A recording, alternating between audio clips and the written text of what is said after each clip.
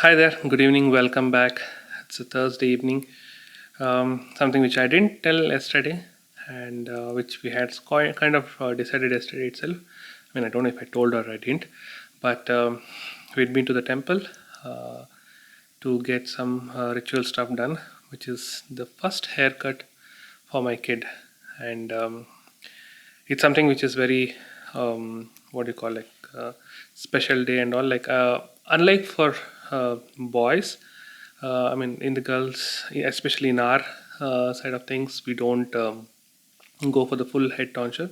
But if it's for the guys, right? So if it's the guys and if it's a kid, for the first time haircut will be usually be like they'll tonsure the head.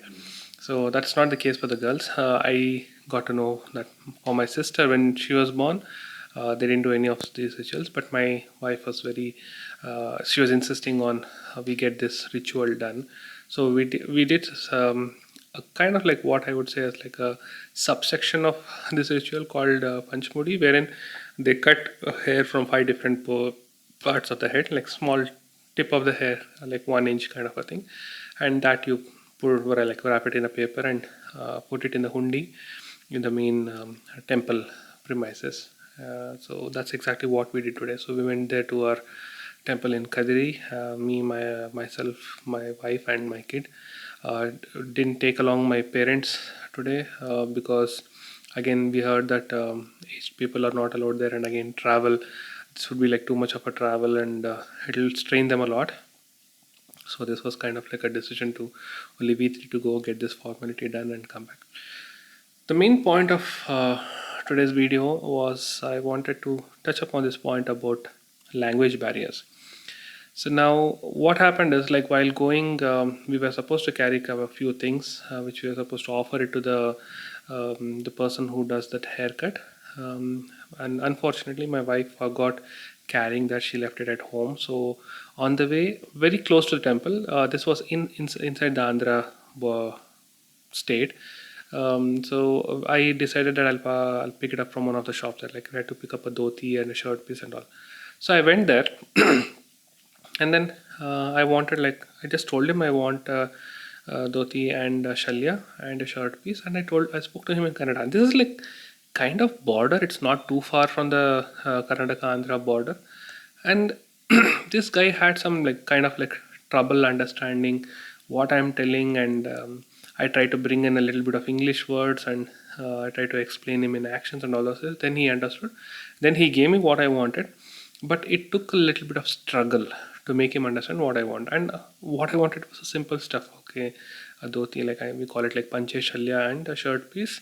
Shirt piece was pretty straightforward, but the material and all those things, I was trying to be as clear as possible and as simple as possible, but he didn't understand, and he didn't try interpreting anything in my language or a common language. Nothing. He was struggling. Now, this is the first instance. Now, once we went there, this person who actually cut the hair, we tried to talk to him and tell him that no, we are not going for the full head tonsure, and we're going only for the punch moody and all those stuff. And then he told like he will do three. Then we told like no, we want five, and like it was all like after like actions that we were doing and making him understand, and he got it and he understood and all. So many things were like happening like more of visual rather than verbal, so it was like that.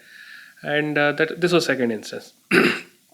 The third one was like once all these things, the temple, everything was done, we were hungry. We didn't have proper breakfast in the morning, so we were hungry. We wanted to go to a any nearby small hotel or miss anything. And somebody told us that there is a small hotel just like about 100 meters away from the temple. We went there. We couldn't find anything in the location that they told, and we tried to ask the one of the person about this, and we were asking that we wanted I was like, is there any hotel? I mean, we were asking in Canada, like, is there any hotel, food, lunch, bojanam, and all those things. And they are not understanding. And like simple Canada that we were talking, and they were struggling. And they eventually all that we had to do is we just told like uta like this. We told like this, and they told like they made actions and symbols, this thing and all. Then they guided us to some other place. Again, we went there. That person we just asked like food, and he told like no, it's not there. Then I was like what the hell, and then he told like dosa. That's like yeah, fine, thank you. So which is like it was like very awkward kind of this thing conversation that happened in all these places. I understand Telugu. It's not that I don't understand, but I'm not like fluently understand every single thing that gets spoken. But contextually, I can understand what is happening there, but I can't speak Telugu. I mean, I know like broken Telugu, like maybe like 3-4 words. That's it. Nothing more than that. But it was difficult. Like suddenly you have to go and ask like where is a hotel, what do we get, or where do we get certain things that I can't do it, or stuff. So while coming back, my wife just picked up a point. She told like in Karnataka, any single corner of Karnataka you go, it might be Bangalore, Mysore, Coorg, Mangalore, Shivamogga, Hubli, Dharwad, Bagalkot, anywhere you go, any type of people who come from outside, like being it a North Indian, be it a Tamilian, Teluguite, anyone, they want something, they communicate. We make sure that we reciprocate to them in a language which is at least common. Maybe English, maybe Hindi. Worst case, I'll tell you it's Hindi, or we'll somehow figure out a way to communicate it back to them. It's not that we don't understand at all, but we take that attempt to, I mean, as I told you, to respond back and say like some common language. Okay, and as I told you, it's typically like people feel that responding in Hindi is something more common and easy. But when you go out, right, I just realized that be it in Tamil Nadu, or for this case even in Andhra Pradesh, people just don't. I mean, I don't know if they don't know any other language at all, or really they don't want to attempt responding back in any other language. But it's so weird. I mean, just imagine as like I might be a tourist, I might be just a visitor or whatever it is. Okay, so there might be somebody who had come to work there. How will he survive? Like if he's from Karnataka, or maybe assume like he's from Tamil Nadu or anywhere. Like how will he survive in a new place like that if they're not really accommodating?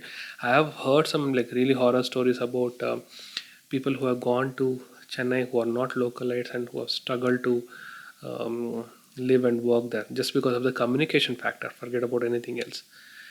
So that's what we were like. Language is such a big barrier in places.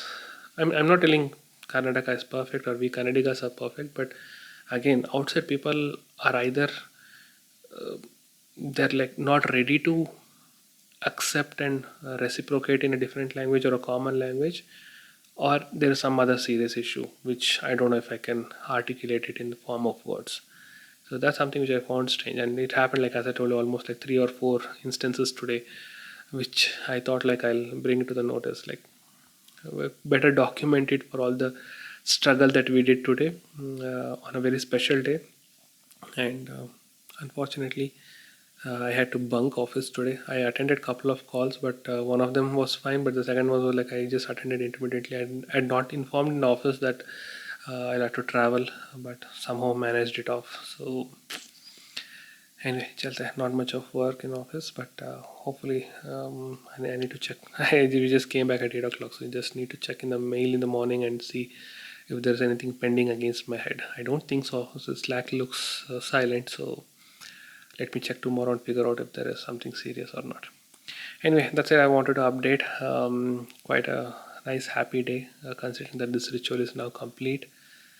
It's a very important one, and a milestone one for a kid, and I'm pretty sure my wife is very happy about this whole part. Though it was a very simple and very quick and all those stuff, but the whole fact that this ritual is done something which makes us happy. So that's it for today. I'll catch you back tomorrow, and let's see how the day is tomorrow. I'm guessing it to be very silent and relaxed and chill out type, but we'll figure out. Anyway, until then, take care. Bye bye.